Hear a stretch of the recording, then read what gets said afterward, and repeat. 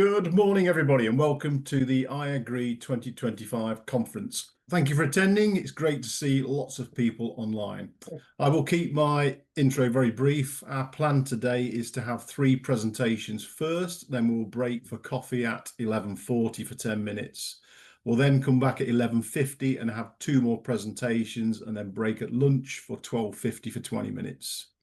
The afternoon session then will then start at 1:10 with our final presentation. Dependent on individual timings, there may be some opportunity for questions after each speaker, but we'll play that by ear. Don't worry if there isn't time, as we have a panel discussion which will begin at 1:40, and then the plan is to be all finished by 2:30. We do have a number of overseas speakers, one of which is in the US, so I hope he's got a good alarm clock. From a housekeeping perspective, everybody will be muted during the event. If you wish to ask a question, then please add it into the chat function, which you'll see at the bottom of the screen. If your name isn't clear, then please add it in. It's a bit awkward referring to people, for example, as iPhone 16. You can also change your name on Zoom as you see fit. Okay, let's get things underway. I'd now like to hand over to our President of IAgrE, Dr. Mark Moore, who will formally open the conference. Thank you. Thanks, Charlie. So I'd just like to extend welcome to everybody. Very pleased that you're able to make time to attend the conference in what I think is going to be a very interesting conversation on the topic of artificial intelligence. AI is quite new to me, but I certainly believe it has a lot of potential, particularly within agriculture.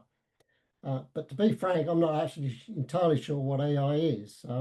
There's a lot of discussion around it. You hear things in the press and things like that. But maybe that's a topic of conversation later on in the conference, just to try and understand a bit more about AI and what it actually is. But what I do know is that AI is here to stay. Whether we like it or not, it isn't going to go away. And as agriculture engineers, we need to embrace it, or we're going to fall behind.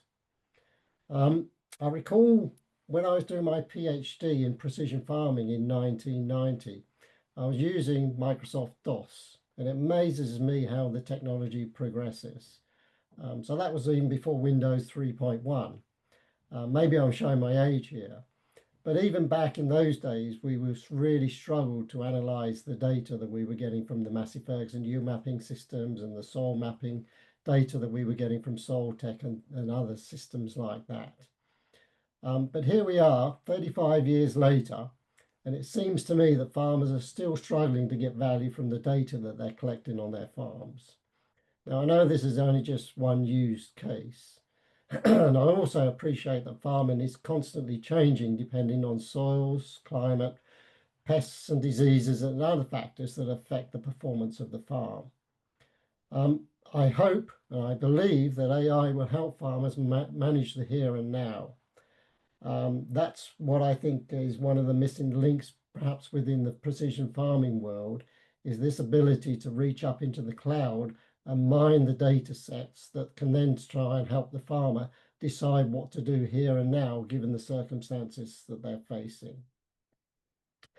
There's other initiatives that are ongoing that I think are going to facilitate the adoption of AI, particularly within agriculture.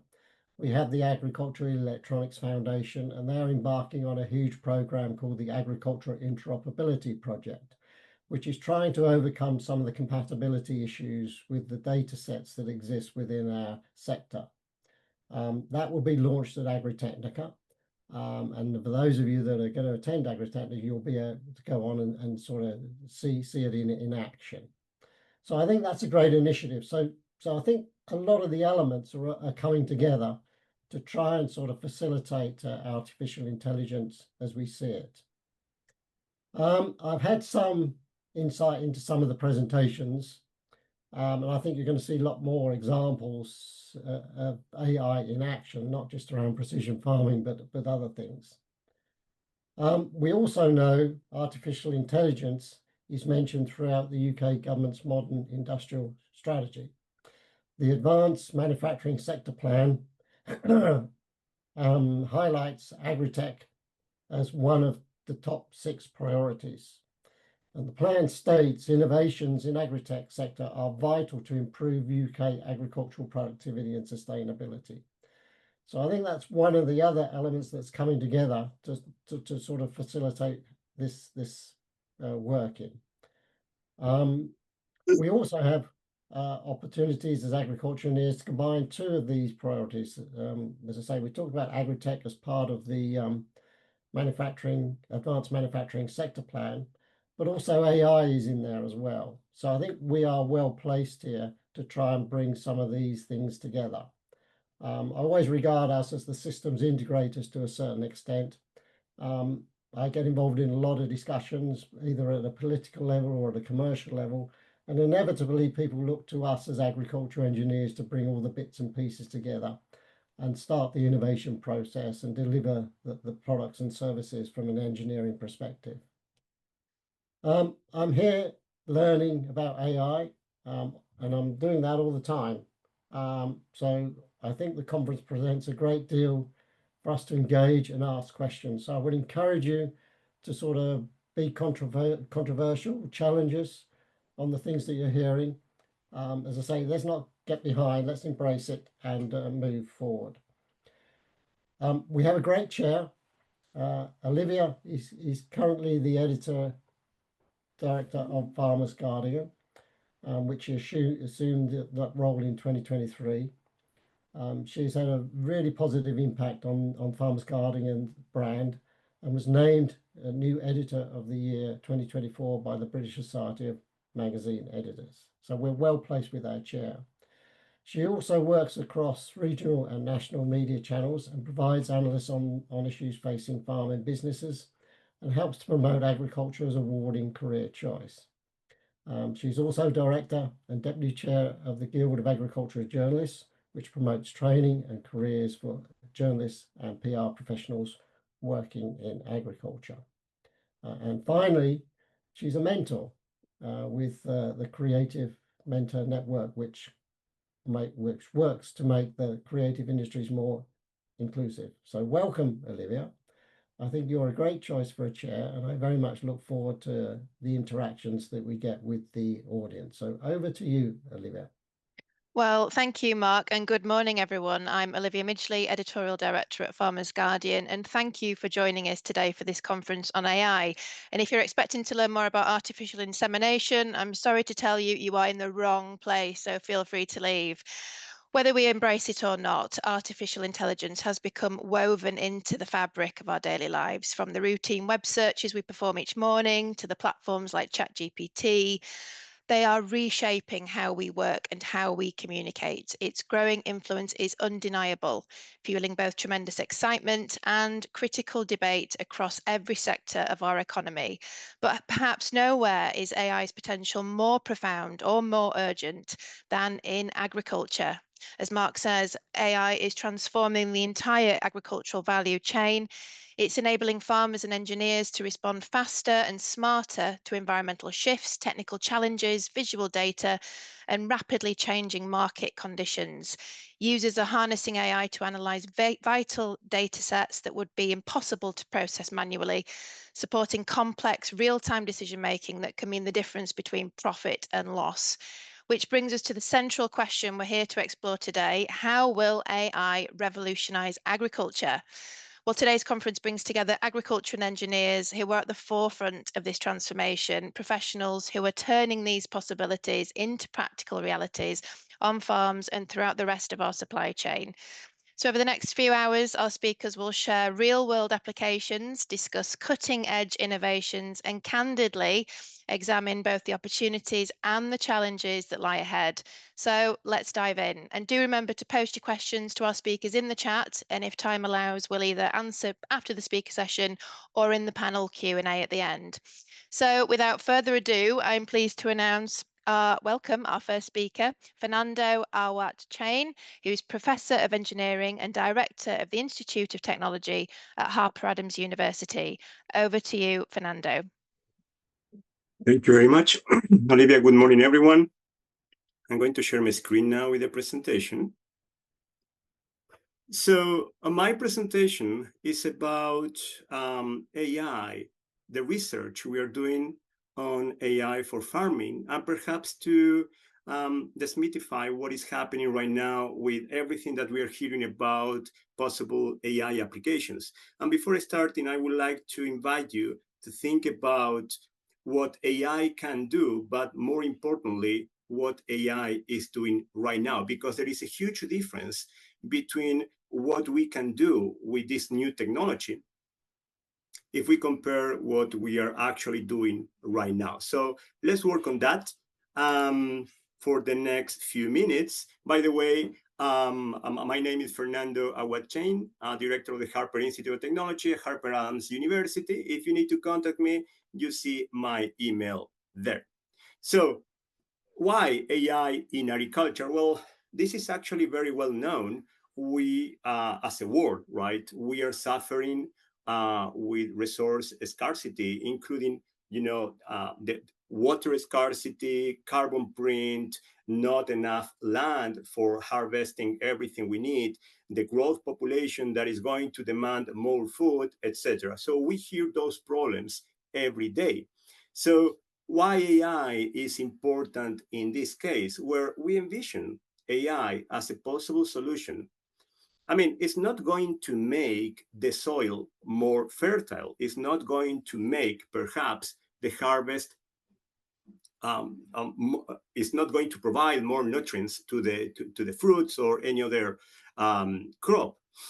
What we need to visualize is that AI is going to help us to manage the system, to manage the process, to make better decisions, to make decisions that are more efficient from a resource point of view, from a carbon print, water print point of view, from a health point of view, etc. So that is the part that AI is going to play a crucial role. Basically, the AI workflow is the one that we see here. We have a system on your left that is usually a sensor-based system. It could be an IoT system, Internet of Things. It could be a sensor in hand. It could be a robot, a drone, etc. that is gathering information. That information comes as data that we are going to use for training any system, any AI system, that is going to provide an outcome. The outcome is going to be any kind that you can think of. For example, the outcome could be the number of fruits, the number of apples that you are going to harvest, the disease detection, the number of flowers, the health of the plant, any kind of feature from a phenotype, characterization of the crop, any kind of variable that you want to measure. But to be clear, we need data. That is the most sensitive part of any AI approach. We need data. We need a machine, in this case, an algorithmic framework that is going to process the data, and that is going to deliver the feature or set of features that we're looking for. So that is basically the workflow of any AI implementation. But this is from a research point of view. This is what we do in the universities or research institutes. So the question is, how can we move forward? I mean, we're very good at getting data. We're very good at implementing new algorithms to process the data. And we're very good at getting the features that we need. So what we need now to move forward in the development. So what we have is this path called TRL levels, technology readiness level. What we do at the research level is consider TRL 1, 2, and up to 3 and 4. That is, we develop the theoretical framework, the blue sky research, then we develop the technology, we implement the technology, we test in lab conditions, and then after TRL 4, 5, we need to move to the field. We need to test the technology, we need to check that the technology, in this case, whatever we are doing, is actually working on field conditions. And finally, we need to deploy the system. We are talking about TRL 8 and 9. And TRL 8 and 9 is one of the bottlenecks that we're having right now, because deployment and validation is not easy. As I said, we depend on data.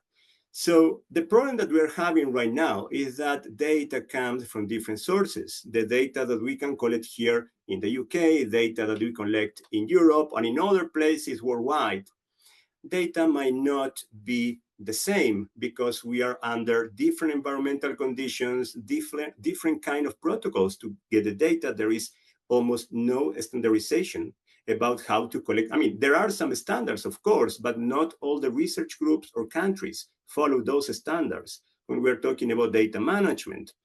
So we have a problem about data. Our systems are data sensitive, and deployment, I mean, if we deploy the system under lab conditions, we're going to get great results, but when deployed in field conditions, results might be far from what we expect. So what is our situation worldwide? Because as you know, many countries are working on new algorithms and new technology for AI.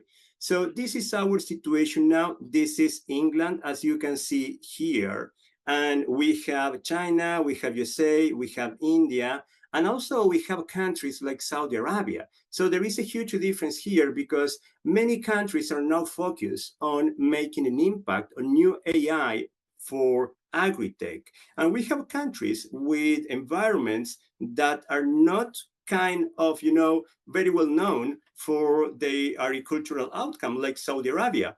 So they are developing new ways to implement AI under their conditions. And this network that you see here is what is happening right now, how much contribution worldwide we are doing in research about new AI for agri-tech. So we need to keep an eye on what is happening in other countries. We can see that we are one of the leaders worldwide, but we are not especially leading this part. There is a lot of technology worldwide that we can use, but none of the technology is free to use. And that is one of the bottlenecks also on new AI implementation. I'm talking about TRL 3 to 6. That means that we can actually deploy in control conditions. These are the different topics, research topics that we can find in this bibliometric analysis about the different AI techniques that we are using, from machine learning, classification, deep learning, and their applications. I mean, there is a lot of machine learning that we are using for yield prediction, for soil monitoring, for precision farming, water print, biomass detection, for sustainability purposes.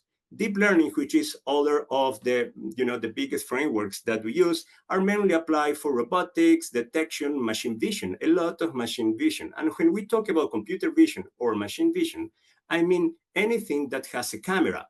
So we have a system with a camera able, let's say, to detect how many fruits we are going to harvest, to detect pests, to detect diseases. So we usually use deep learning technology to do that. This is what is happening right now on the different topics, the different research topics on AI applied to farming. But this is perhaps the most important slide that I have to show you. We talk about the TRL level. So TRL 7 to 9, I would say 8 to 9 specifically, are developments that are close to commercialization. So we saw, let me go back a little bit about the bibliometric analysis. We saw this amount of publications. The size of the circle represents the amount of publications, research publications worldwide. And there are countries that are definitely leading this part. However, this is TRL 1, 2, 3. When we go to the upper level, TRL 7, 8, 9, which is close to commercialization, meaning that everything has been deployed, field tested, etc., and they have applied to patent, what we have here is a completely different distribution. As you can see here, amongst all the countries that are publishing a lot worldwide, not all the countries are deploying the technology, testing the technology in field conditions, and starting commercialization. I'm talking solely about AI. I'm not talking about robotics in this case. So we have the US leading this part, and we have UK that is, so we don't have, this is a part that I wanted to show you. We have Europe that is fomenting a lot, but as UK, we are really behind. So we are not yet in that part compared to the rest of the countries in which we are about to commercialize, creating AI for commercialization, patenting, etc. And this is quite important because it's showing us that in this competition, right, we are behind. That means that perhaps what we are doing is adopting technology that is being developed elsewhere. But we have all the conditions here in the country to develop our own technology. And you saw in the bibliometric analysis that particularly England is competing with other countries in the amount of applications. So we are in a very good position. So the question is, what is happening? Applications of AI in agriculture. So I show you the situation of AI worldwide. So the question now is what we are doing with AI in agriculture. Well, right now, AI, that's why I ask you this what I think is a very good question at the beginning, right? Not to think about what AI can do, but what AI is doing right now. So right now, what we are doing with AI is related to, let's say, 5 specific topics. One of them is crop health monitoring. We have a lot of work in which you can take a picture and you can analyze what is happening with the plant and take a picture of the soil, etc. You can characterize what is happening with the farm. We are using AI for yield prediction. So this is one of the most common applications, yield prediction and crop monitoring, because we usually use drones. So you have a drone, you deploy a drone, you take images, and then you process the information and you deliver some metrics or some results for later decisions. Also, AI is being used for pest and disease detection. And again, this is done by just taking pictures. So in this case, we see that cameras are playing a crucial role. We take images of the crop, we process the information, and then we can deliver the diagnosis about the plant. And of course, we cannot talk about AI without talking about robotics and automation. I'm not going to explain too much about this particular subject, but as we are facing yet the same problem, the problem of deploying AI, we have the same problem in robotics. There are not many case studies of robots being deployed in farms that could be, let's say, generalized to any kind of crop. And finally, and I think this is one of the key points in AI for farming, that we can use data for farm management.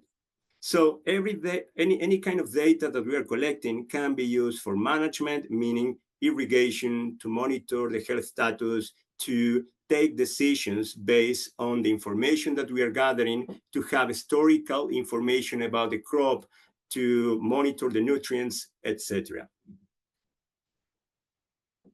I said about drones because perhaps this is the most common case. Most of the spin-outs, spin-off, etc. that we see today are drone-based companies. So they have drones, they have cameras, they deploy the drone, they take images that could be color-based or could be multispectral, infrared, etc. And they deliver a map. So the map with information are the one that we see here on the top right, that is going to give us, for example, if the soil is too dry, if we need to irrigate or not, if the plant is carrying some disease or not, etc. So most of the applications that we see now are, I'm going to say, drone-based and GIS-based. That means with geopositioning information systems. So we create maps and we geolocate the information in those maps. And then the map is delivered to the farmer for future decisions. The issues that we are facing right now. So implementation and deployment of AI has high costs. We have multiple models for various crops. That means we don't have yet a unique solution. Right now, all the implementation that we have, and I'm going to take a big risk here, stating this, but are ad hoc solutions. So per each crop, we have a solution. We cannot generalize to any kind of crop. We have challenging environments, and that's complicated because if a system is working, let's say, well, in Brazil, might not work here because illumination is completely different, humidity is different.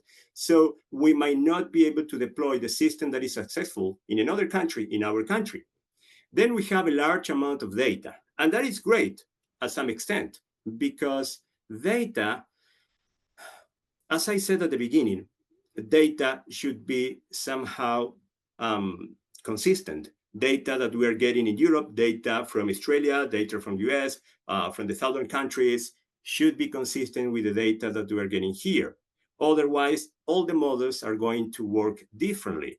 Another issue is generalization. As I said, we cannot move from one crop to another. We cannot just train our system from one specific data and deploy the system in a different environment.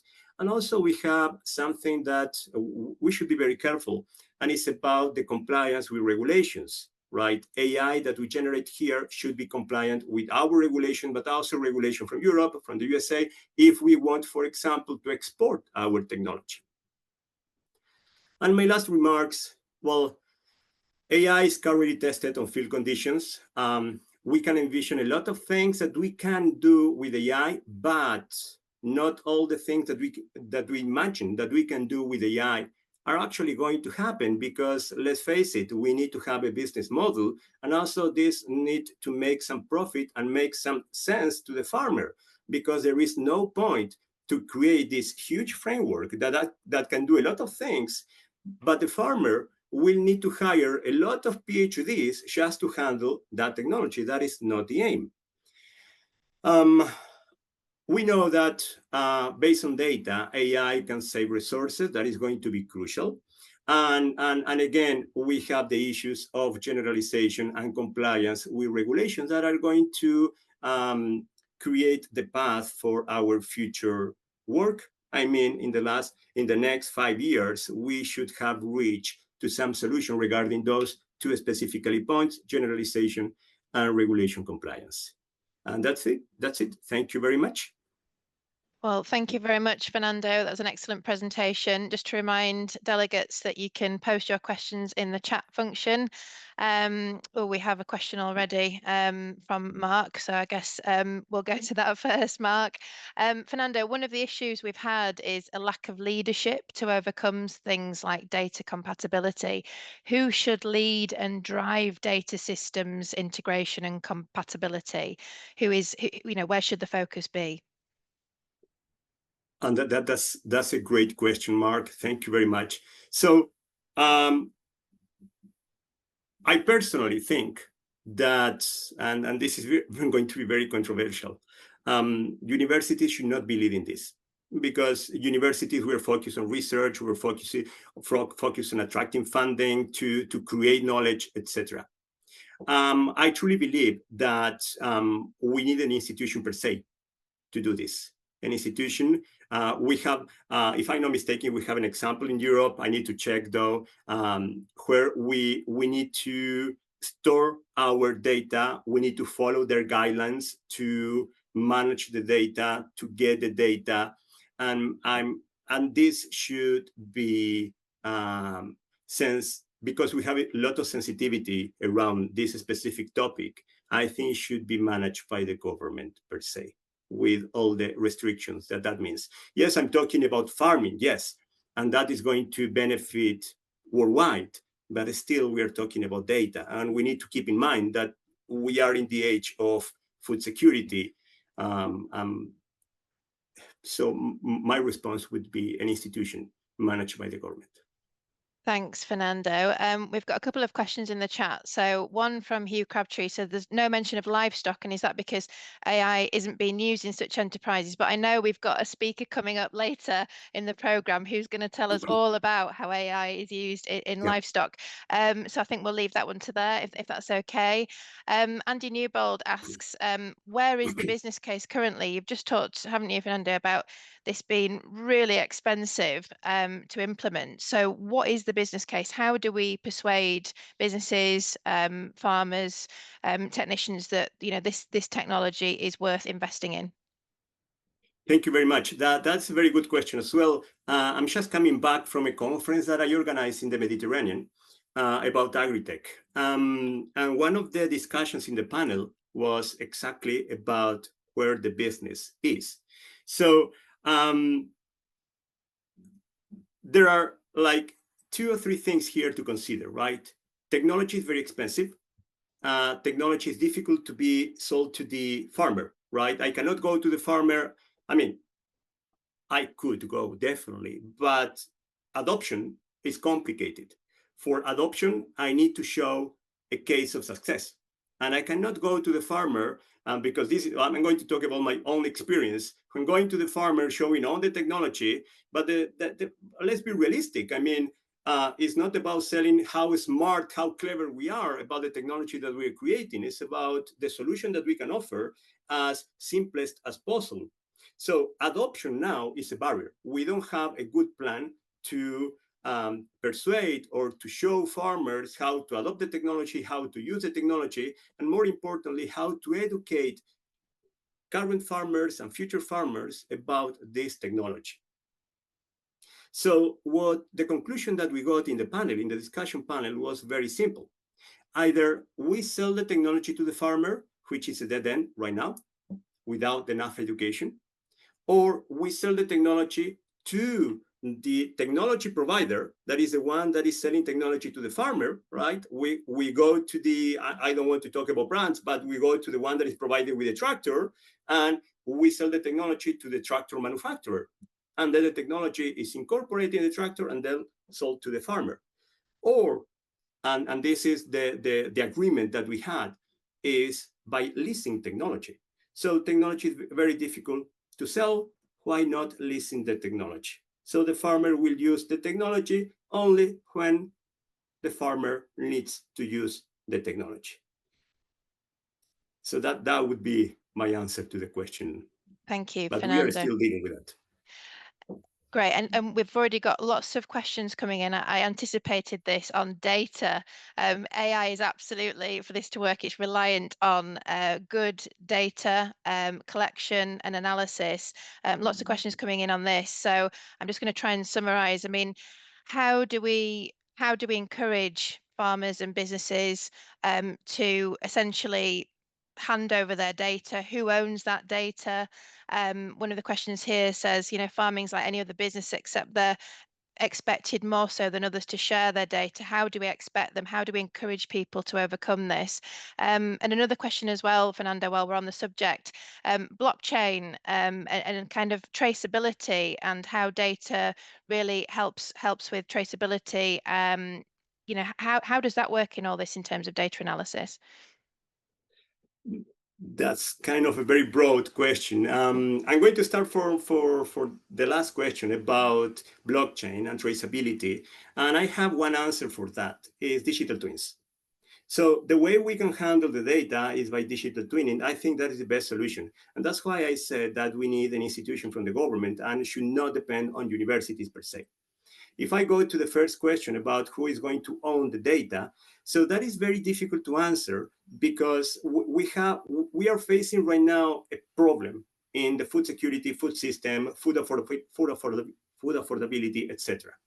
The problem we're facing is that we need to make farming sustainable not for 2050, forever. I would say forever, right? So the sustainability is of course, is the farmer. Should be one of the farmers' priority, but it's also priority of all of us, right? And that's why I said the government should be involved. So if we are talking about sustainability, I think data should be managed by the government according to the decisions about sustainability, production, etc. If we are talking about profitability, then I would say data depends and belongs to the farmers, because they want to be profitable. But here what we are doing is collecting data for creating a decision system, right? Not a decision system that will help you to make your businesses, not this is my point of view. We are not creating a system to make businesses. We are creating a system that will support your decisions. So your business decisions will be yours, but we are using the data for a better monitoring, for provide you with information to make your farm more profitable. I think I covered everything, Olivia. Thank you very much. Yeah, we've just got time for one more question, I think.